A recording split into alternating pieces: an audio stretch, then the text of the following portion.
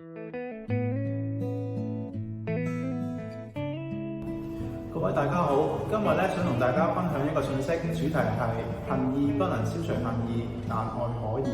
我喺做資料搜集嘅時候發現到一個幾有趣嘅實驗，想同大家分享下。呢個實驗係關於一隻火雞嘅。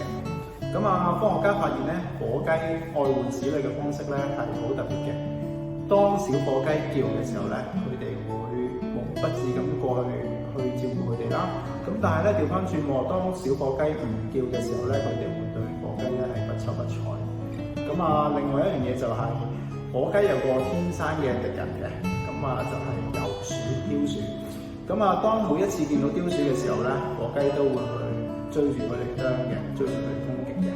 科學家就因應呢兩樣嘢去整一個實驗。呢個實驗首先科學家就整咗個雕鼠嘅模型。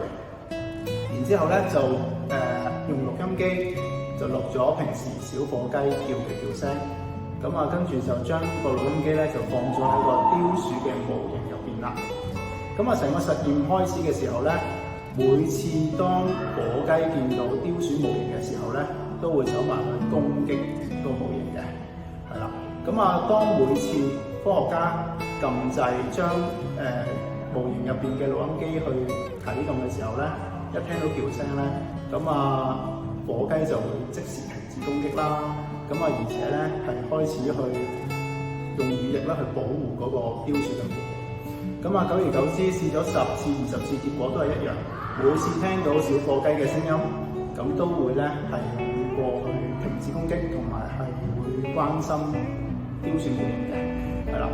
成個實驗話俾我哋聽，就算係一個天生嘅敵人，一個仇敵，我哋都可以用愛去感化成個關係，去令到成個關係係會變得更加好。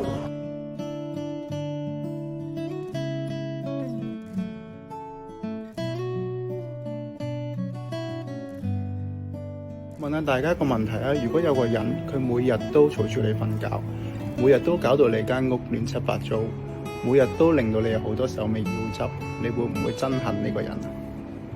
呢個就係我個女啦。愛係可以戰勝一切嘅。希望大家嚟緊可以多啲用愛去包容身邊嘅人啦。